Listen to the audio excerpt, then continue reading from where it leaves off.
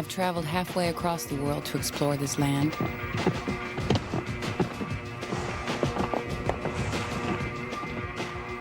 Yet all I've caught so far are distant glimpses.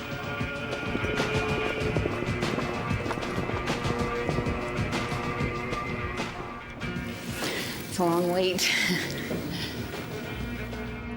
I am in a country steeped in mystery, only recently opening its doors to the West.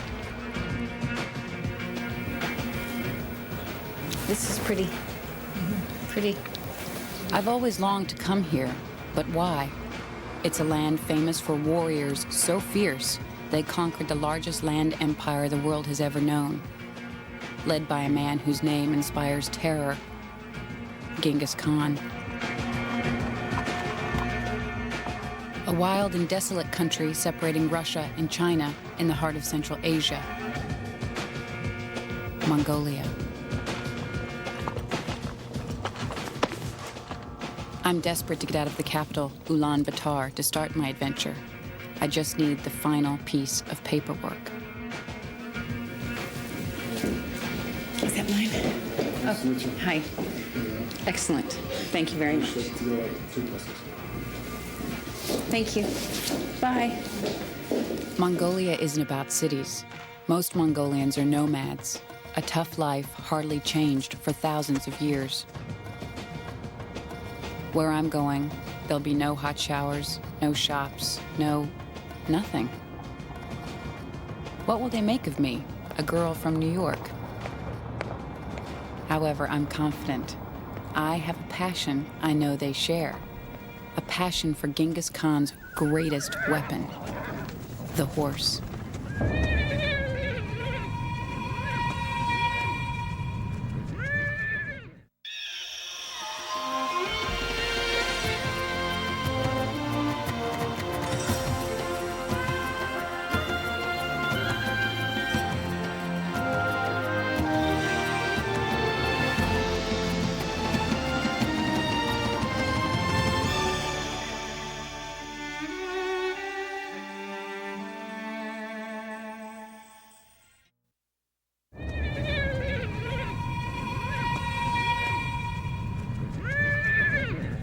Mongolians are the original cowboys, known to be the most skillful, talented, and resilient horsemen in the world.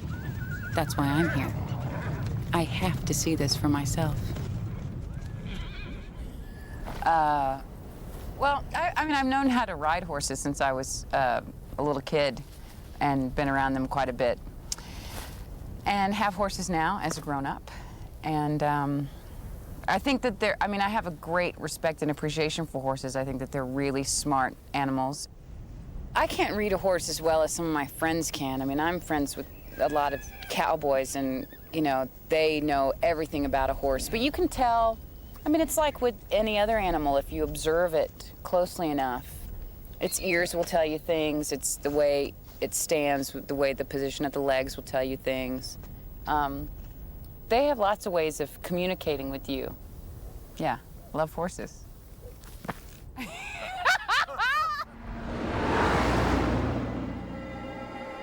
Mongolians know how I feel. Their love affair is far older than mine. It started here, on these massive open plains, thousands of years ago.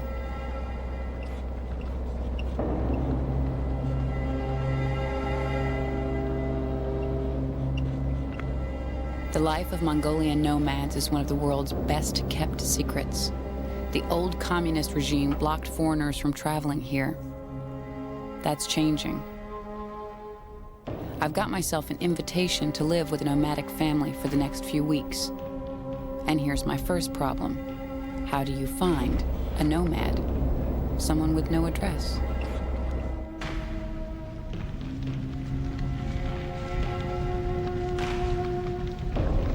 I'm crossing the Central Asia steppe, the place where 4,000 years ago, someone first had the idea to tame a horse and ride it.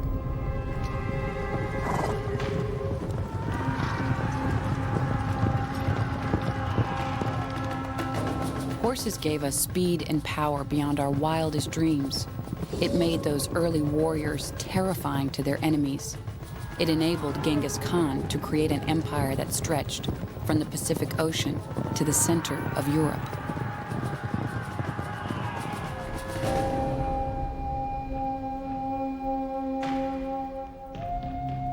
Over the centuries, the horse carried us into the modern world. But as man tamed and bred the horse, it changed.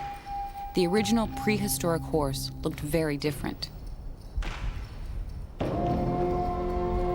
The Asiatic wild horse, or taki, is about as close as you can get to it today.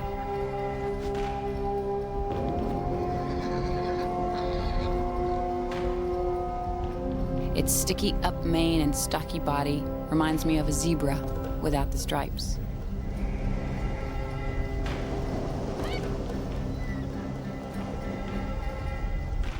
The horses that lived on these arid plains thousands of years ago became the means by which man changed the face of the earth. They once roamed throughout this region, but by the middle of the last century, the taki had been hunted to extinction. However, they're making a comeback. Thanks to a groundbreaking scheme reintroducing them from zoos, there are now 3 or 4 herds back in their ancient homeland again.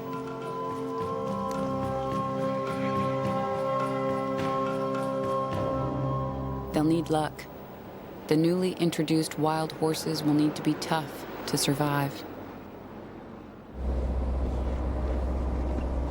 Suddenly up ahead is what looks like a pile of rocks with a horse's head on top.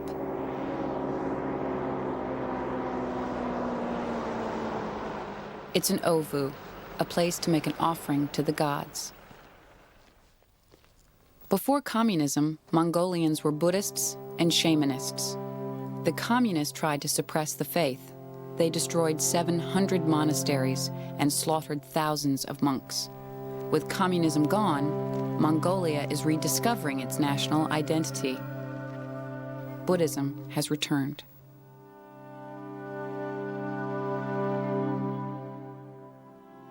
I walk around it 3 times according to Buddhist tradition, in a clockwise direction.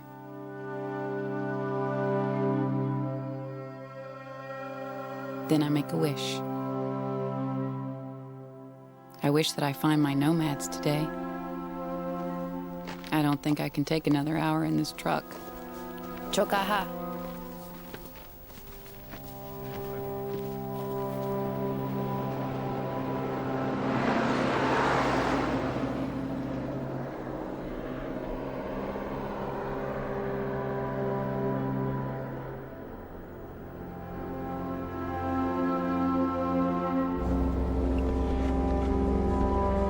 The gods were listening.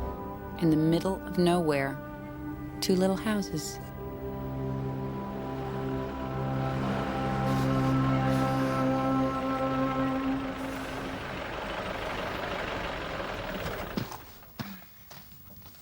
Suddenly, I'm unsure.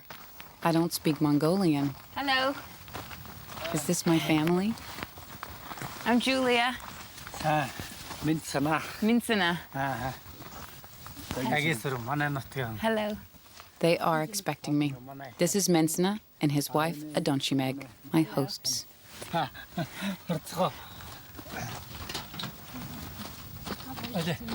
Oh, me first? Okay. Hello. Togi. Togi. Julia. Hi. This is the family home. It's called a gur. Everything takes place in this one room. Thank you. They're very welcoming. I wonder how many visitors they get in a week. Ooh.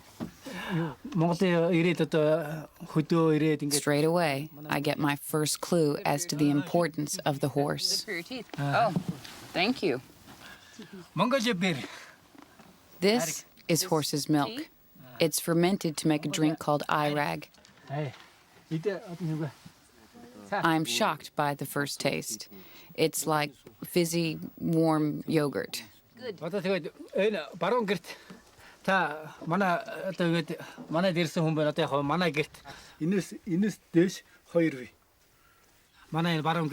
Mensana talks away, so I join in. We chatter, not understanding a word the other is saying. I think you're talking about all of this, having me over for tea and biscuits, kind of thing. I think.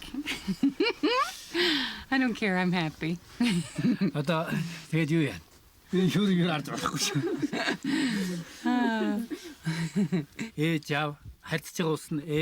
It's strange. I feel at home even though I'm sitting with strangers in an unfamiliar place. I feel so happy right now, and it's so exciting, and yet my linear mind is completely baffled. I don't know one word that's being said to me, but everybody's smiling and happy and so beautiful, beautiful people in a beautiful house, Gur. So it's sort of bewitching to not know anything that's really being said and be this happy. It's ignorance is bliss, I guess. That's what it is. Soon it's time to check out where I'll spend my first night on the Mongolian steppe. Okay. Beautiful day. Beautiful. Normally, the whole family sleep together in one gur. Guests get the floor. Oh, wow. I'm lucky. Some of Mensana's family are away, and I've got this place to myself. I'm tired, but excited. My journey is only just beginning, and I can't wait. Good night. Yes. See you in the morning. Thank you. I forgot to ask where the bathroom is. Oh, I see. Tomorrow we'll be on the move again. I better get some rest. So I'm sitting here, first morning, having woken up, feeling pretty good. Beautiful day, staring at the camels outside my door. It's my little home, which is so beautiful, and they put it together so nicely for me, my neighbors, Mensana and his family. And a little tired, a little bewildered. Anyway, the event for the day is that my little home, my little gur, is going to be disassembled, and we're going to move it someplace else and put it all back together, and I'll have a new address. That's what we're doing today, moving the house, the gur.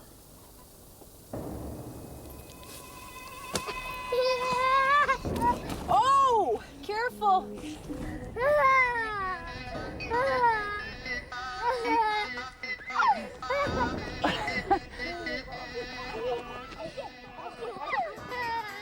Well, dear, you just pee. And if you'll pan down a little bit, you'll see that you just poop everywhere too. We're all God's creatures. We just all pee in the same place, and that's what you do. A little chilly at night, but yeah.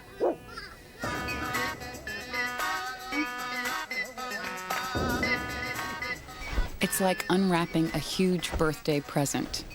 Gurs are covered in layers of canvas and a heavy felt made from wool.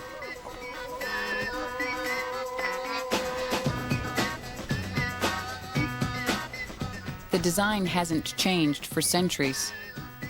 Genghis Khan never built a palace. He preferred his gur. It's perfect for both the weather and the nomadic lifestyle.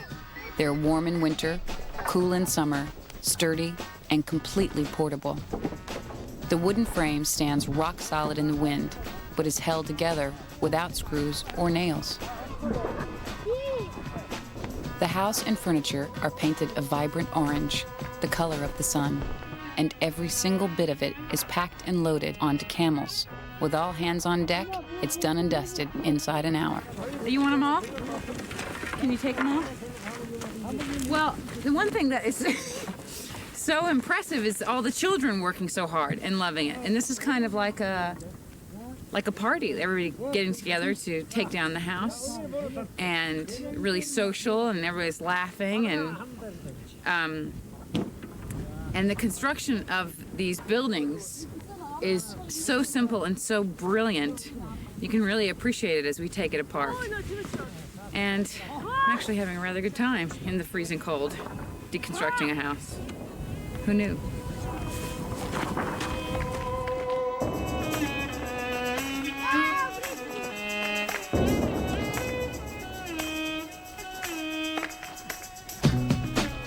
Meet the four-wheel drive of Mongolia. They're not pretty, but Bactrian camels can carry up to 900 pounds and travel 30 miles a day. They can also go a week without water and a month without food. Their breath is indescribable. Wrestling is a popular sport here. They're always looking for someone to practice on.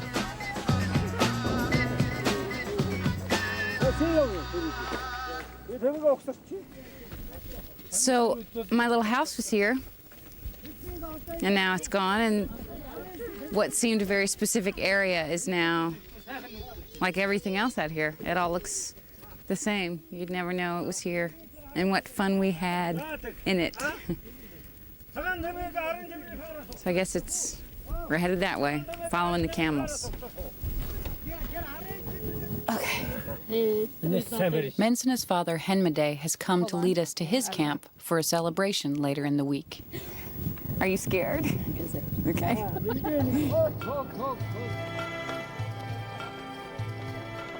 It's a day's journey, but the family is used to this. The soil is thin, and with around 4 inches of rain a year, they must keep moving to find new pasture for their herds, up to 10 times a year if they have to. So they only possess what they can carry.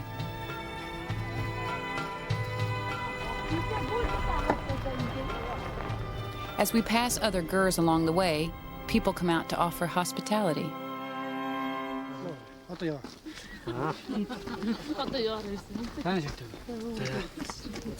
Whoa! Woo! Thank you. Traveling on a camel is hard work, so a rest and a bite to eat are very welcome. Dried curd is supposed to make your teeth strong, if it doesn't break them. The overwhelming hospitality of the Mongolians is traditional and practical. There's no other way for a nomad to survive.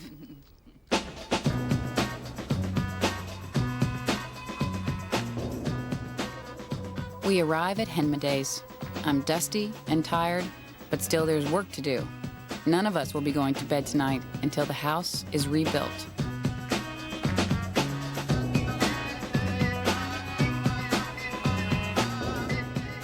Tugu, Mensena's son, acts as a human paperweight to combat the gusting winds. The birthday present is wrapped up all over again.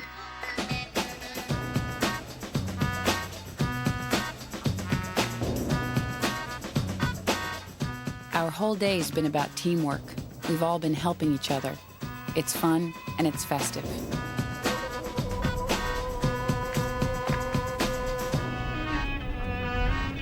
Henmade's herders look after nearly 1,000 head of horses. It's their job to make sure the horses are well fed to survive the horrific winters. Now and again, Henmade trades a few to keep the balance of the stock right, but mainly they're needed for their milk. There are no banks here. A family's wealth is held in its herds. Henmade's a rich man. Is that Henmade right there? Yeah. Wow. Henmade and his wife live with their second son, Munksena. He's Mensena's twin and was born with cerebral palsy. Henmade is one of Mongolia's most respected herders. His medals are testament to his herding skill. I can learn a lot from him. What's this one?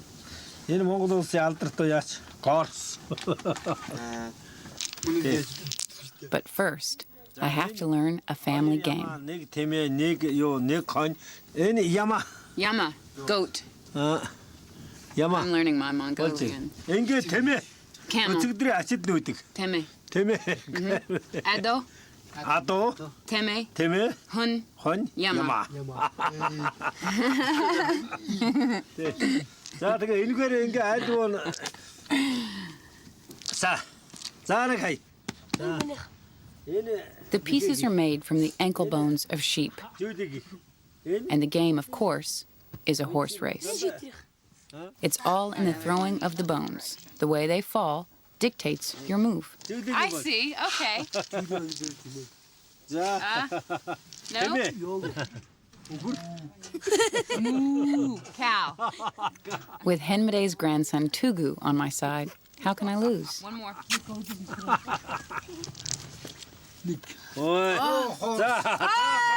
we won!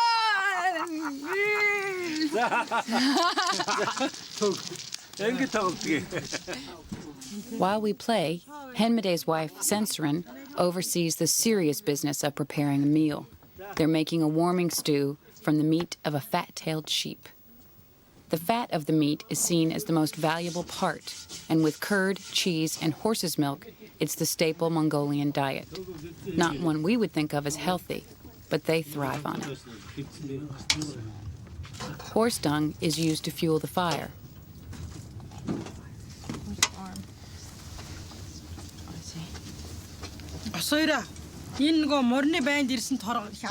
Sensorin has decided that if I'm going to be part of the family, I have to dress properly and wear a del, their traditional Mongolian dress. She's made this herself. It's padded and very warm. How do I look? Nice? Oh, that's so pretty. Yeah? Okay. I feel slightly less like an outsider now. I didn't have a lot of time this morning. I usually look better than this.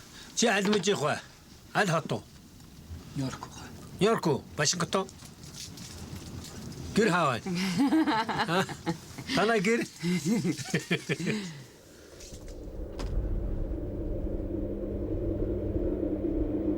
When the wind blows out here, it hurts. The wind chill is lethal, and it's not even winter yet.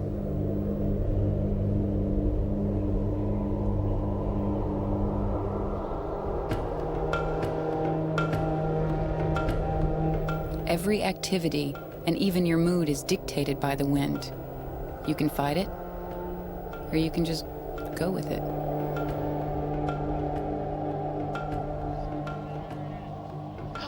No matter how cold it gets, the mares still have to be milked. It's a vital part of the nomad's diet.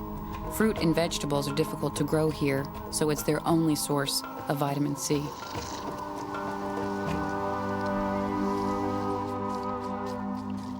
Milking is done by the women. Sensorin's going to show me how. Okay. What's up? We'll see. I can only milk when the foal has finished feeding. The pressure's on.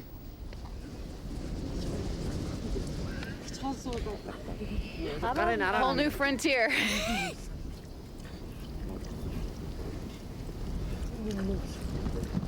Oh, I got a whole rhythm going now. Oh, yeah. I think they're empty. You want to check my work? Yeah. Okay. Hey, look, I can see. That's good. Okay, now what do I do? Poop. I just want you to know. Okay, what now? It's freezing out here. And it's going to get colder. It's mare's milk that will sustain the family through the bitter winter.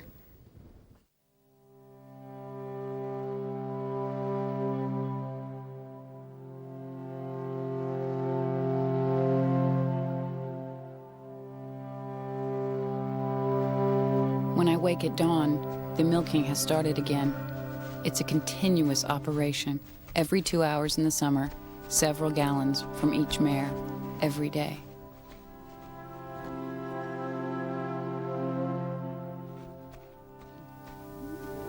Nomad's log day 4, here on the open tundra it's turned into because it's freezing cold here. Today doesn't seem as cold. Yesterday it was blowing a gale. And today there's very little wind, which makes the sun enjoyable. But at night, it's it's cold, period. You'll never be warm again, kind of cold. Cold to your bones. And my feet were like blocks of ice last night. And my socks were too crusty to put on for warmth. So pathetic. Yeah, really, really cold, freezing cold. And it's not even winter. So the mind reels at the potential for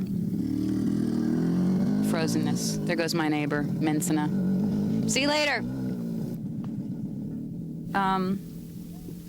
I don't know how they do it out here forever. I couldn't. Not strong enough. I like my bathroom, and I like privacy. I don't think there even is a Mongolian word for privacy, because there's no lock on the little door here, and people just, in a friendly way, in the most loving, neighborly way, they just come right in a lot, which is nice, but takes a little getting used to.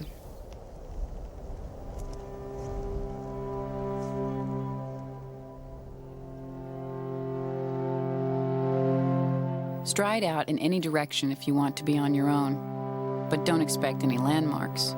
It all looks the same. I could walk for miles and miles and still feel like I'm in the same place.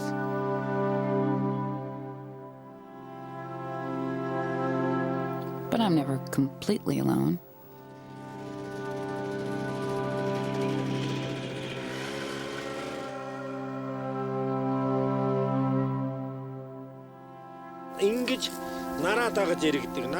Back at the ranch, preparations are underway for the celebration we've come to join. Central to it is a horse race. In Mongolia, children are the jockeys. It makes sense. The smaller the jockey, the faster the horse.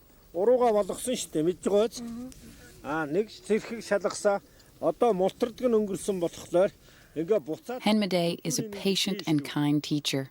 He gives careful instructions on preparing a horse for a race. There are strong traditions and ceremonies woven into every part of it.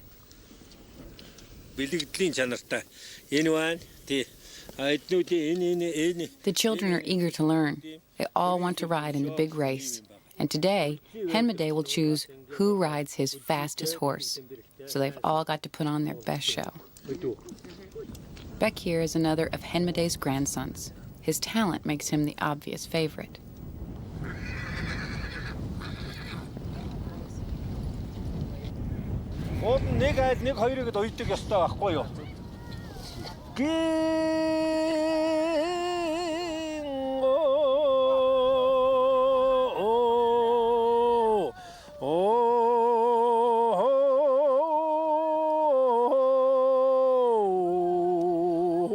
Henmade's Buddhist mantra is sung to give the horses speed.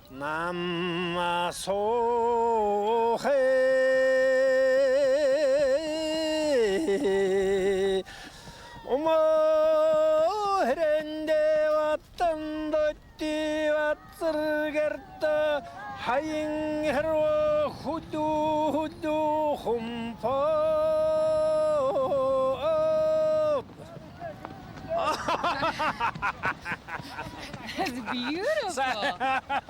Wow. That's transfixed. I'd run really fast if you sang to me like that. Wow. While the kids compete, I concentrate on improving my Mongolian. What's the moo? What's that?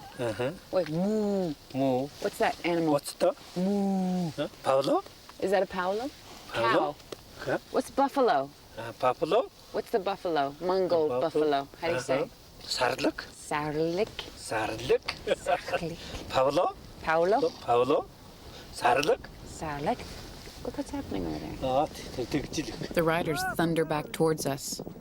That little one's holding on for dear life. It's very exciting.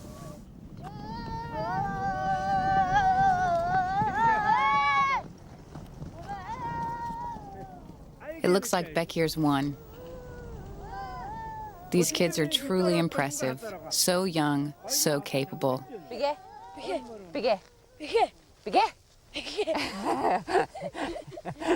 The nice thing about the way they feel about horses around here, just from my observations, is that there's an enormous respect that when you realize something is so valuable to your day-to-day life, whether it be for herding or moving or getting around, that you have a real respect for it.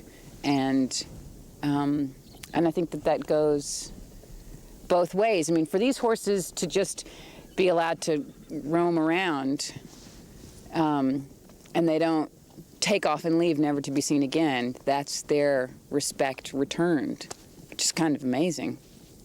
You know, everywhere in America you see animals, you also see fences to keep them in. So here, it's really about just the love and respect that man gives to the animal, that they all stay together. It's amazing.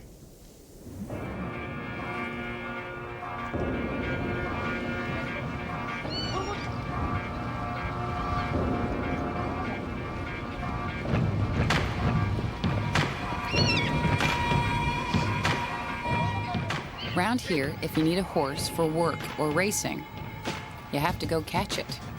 For this, they use an urga, a kind of lasso attached to a stick.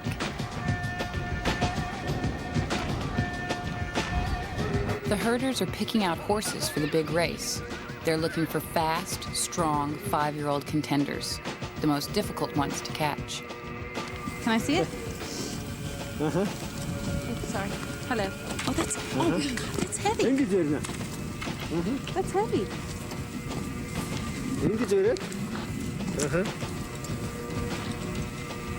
Oh, you shouldn't do that. No, that doesn't seem polite at all. Oh, wow. There we go. Good one. Good one. I see. Well done. You've done this before.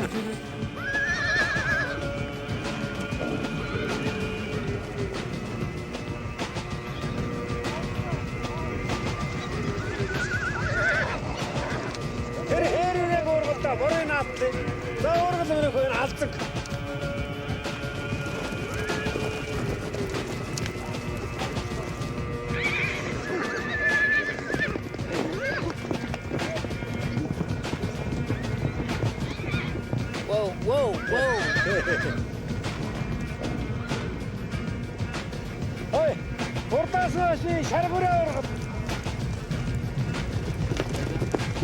Oh, this is good. So fast. The horses here are faster or stronger and a great deal wilder than we are used to, but they can't get past these guys. It's one of the most awe-inspiring things I have ever seen. Yes. Well done. He broke the stick. He broke the stick.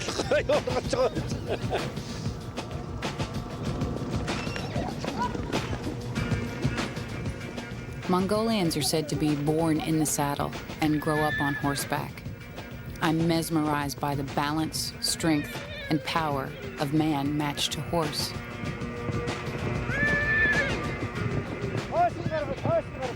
I am so tense right now.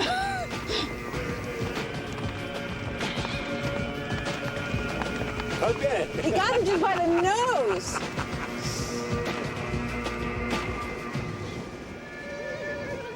That's impressive. Yeah. Yeah. Zenbanu. Okay.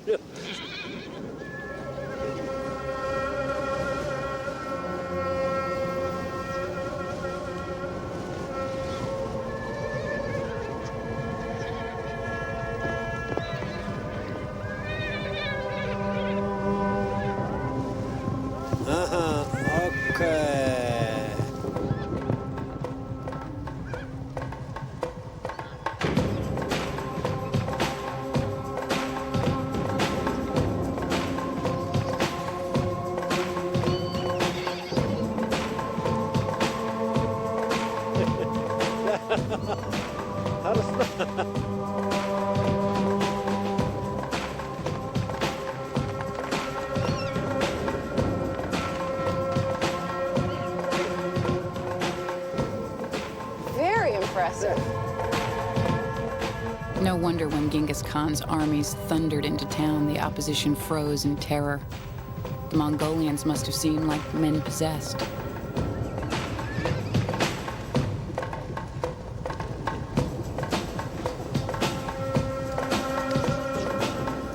get his hat.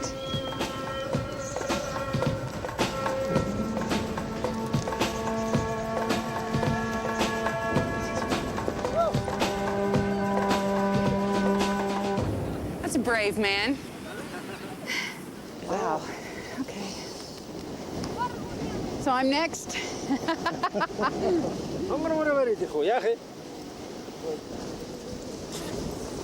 None of these horses are used to being ridden, so each time is a bit like the first.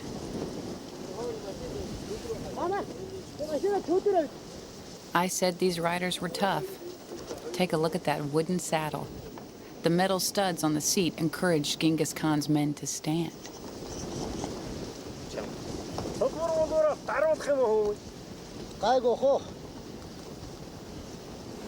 This young friend of mine is riding the big race on Saturday. Great equestrian, wonderful with the stick, and a great rider. So he's going to be our race boy on Saturday. Very exciting. And a little bit of a flirt. Uh-huh.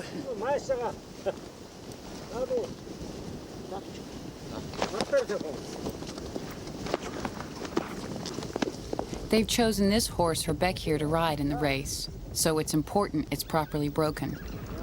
I wonder how I'm going to get on riding a wild horse. I'm so excited. I'm really actually scared. It's kind of like a blind date to just get on a horse that you don't know and go for a ride. And as we all know, blind dates can be disastrous. So I'm hoping for the best. I'm hoping there's, you know, like a Benjamin Bratt in a horse outfit out there somewhere. Be nice, give me a fun day. Not buck me off. That would be terrible.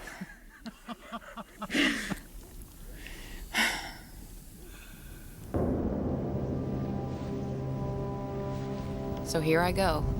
Until now, it's been all talk. Time to show this horse who's boss. The deep wooden saddle feels strange, quite different from the flat leather saddles I'm used to. But it's great to be on a horse again. Out here, it feels right.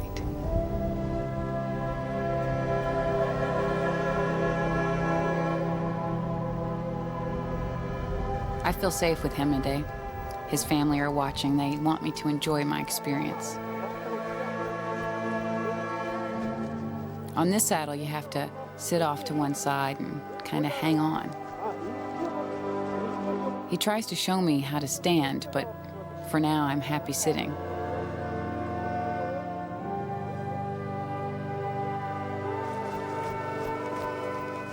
Mongolian nomads were once considered to be the most fearsome, most bloodthirsty warriors the world has ever known.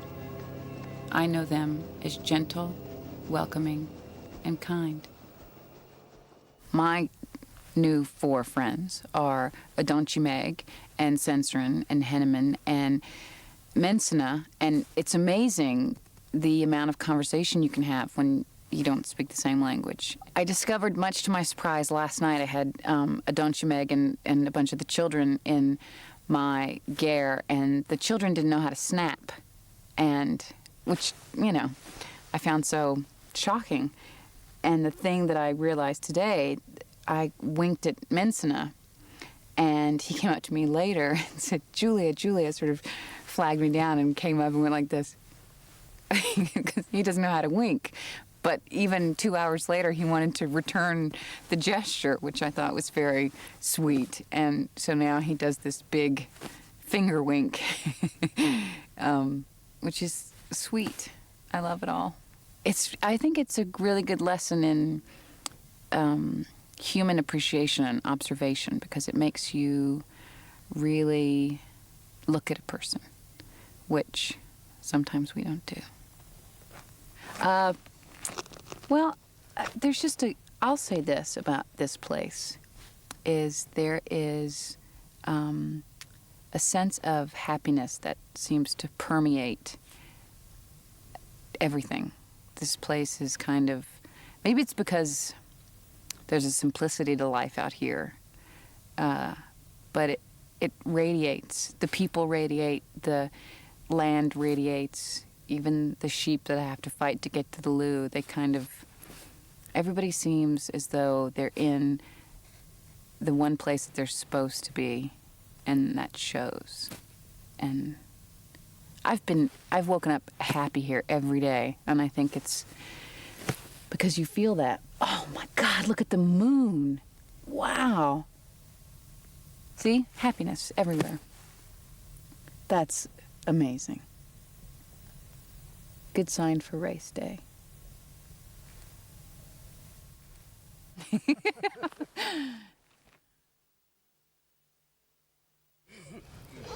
Okay, now everybody has to sing, okay? Ring around the rosy. The big day arrives. I entertain the kids while the men prepare for the race. Ashes, we all fall down. Ready? Ring around the roses, pop full of posies. Ashes, ashes, we all fall down.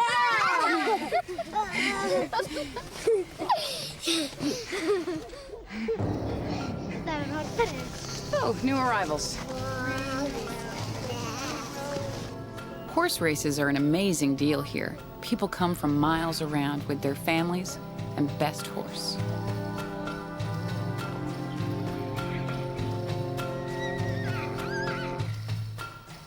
Our race boy looks confident. This race is being held in Henmeday's honor. He's just been awarded one of the country's highest accolades, Outstanding Mongolian Herder of the Year. The jockeys limber up. The ceremonial dress is important. And each horse has to be blessed with eye rag, even if it doesn't seem that keen.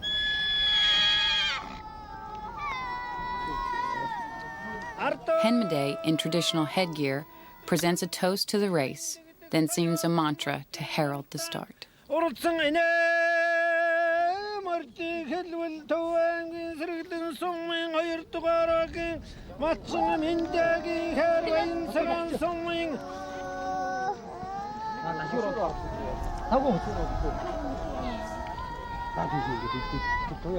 Kids start young here. They learn to ride age 2, literally tied into the saddle. The importance of this race has attracted a guest of honor, top Mongolian wrestler fr8nh, another of Henmeday's sons. He'll start the race.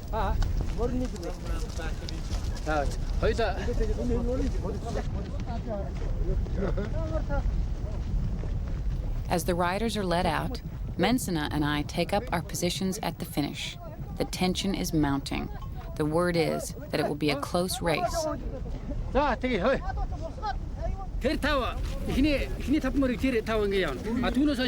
You write down who wins. I gotcha. This is the judge. He marks down the kids as they come across the finish line to say who comes in first, second, third. 3,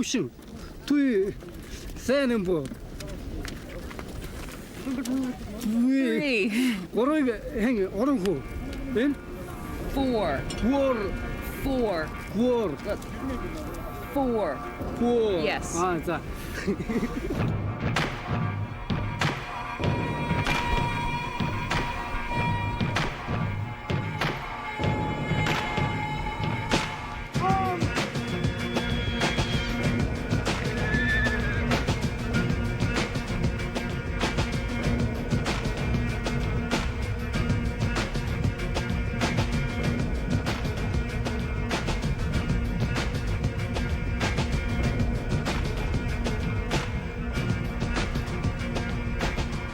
Here they come.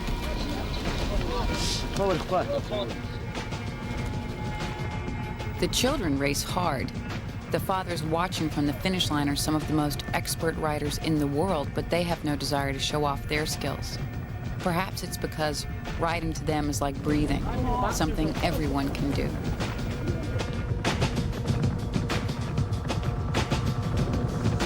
Here they come. Oh, yeah.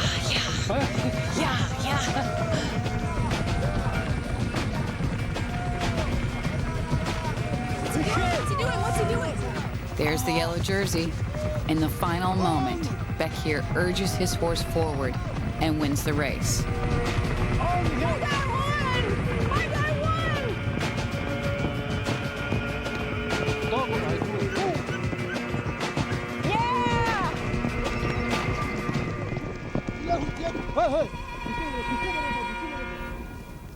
Oh, that was exciting, except the dog got run over by a horse, but other than that, everything's fine. Oh, that was exciting.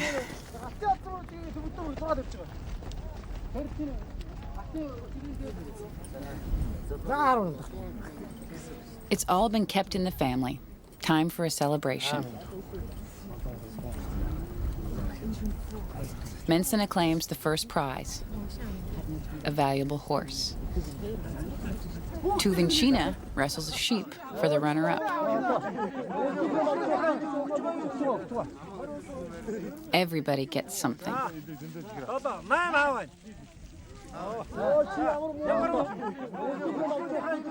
Now it's back to Henmaday's place. Like any good celebration, there's plenty of fat-tailed sheep to eat and lots of fermented mare's milk to drink.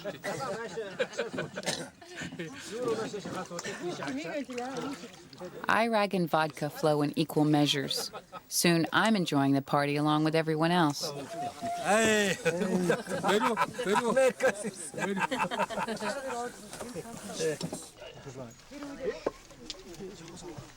The men exchange snuff, and I know what an honor it is when they offer me the same. Just a little sniff will do. Then we listen respectfully to the ceremonial speech honoring Henmaday's award as Outstanding Mongolian Herder.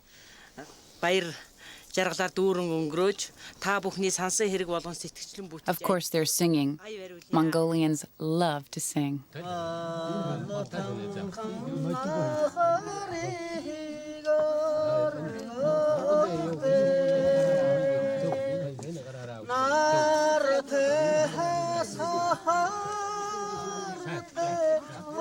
I'm completely comfortable and happy sitting here in this crowded gur.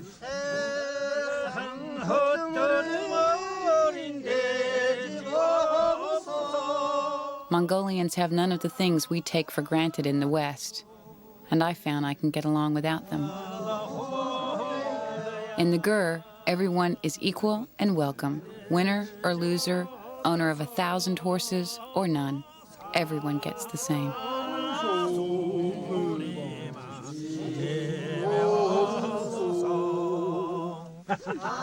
Mongolian nomads exist through cooperation, through making decisions together, being one together.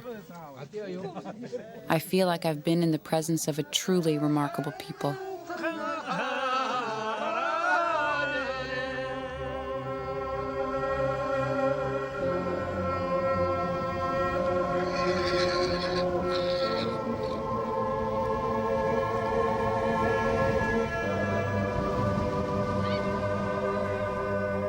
Need a little sniff this morning.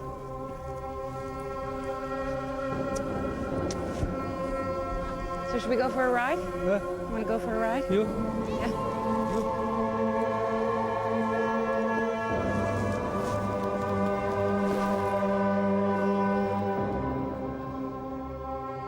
It's my last morning.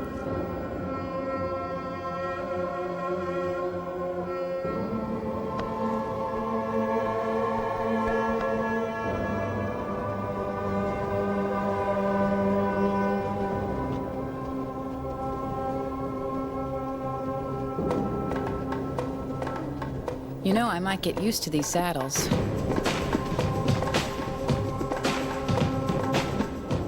I may not be ready to ride 10,000 miles from Asia to Europe standing up like Genghis Khan, but hey, small steps.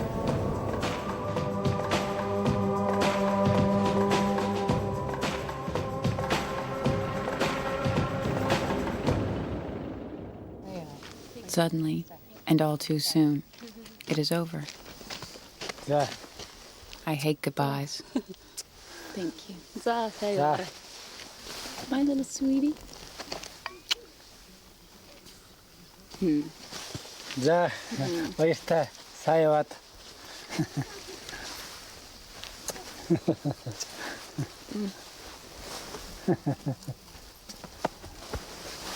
I'll see you all. You go बैठेगे, you go. बैठा, बैठ.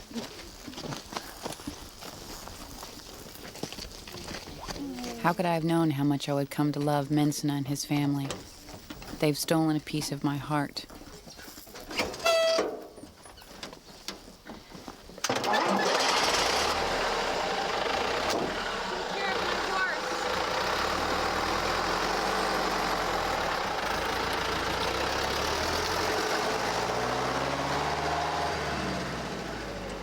The great warriors of Mongolia are some of the most generous and open-hearted people I have ever met. It's a paradox, but I'm beginning to understand it. The land out here makes them pull together. It encourages sharing, not competition. The grass is never greener on the other side of the fence because there are no fences.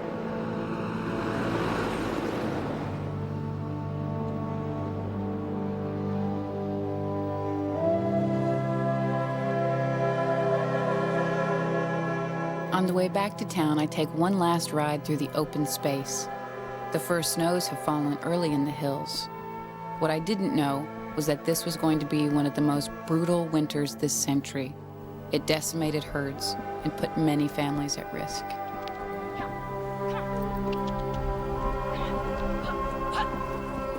Mongolia, hidden from the rest of the world for so long under communist rule, is an emerging nation newly forming. Like the Asiatic wild horse, it is struggling to survive in one of the world's harshest landscapes.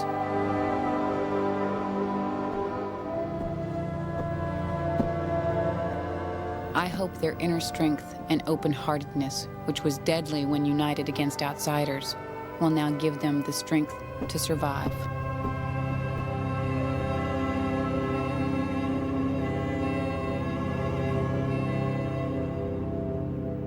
There's a lot we can learn from Mongolia.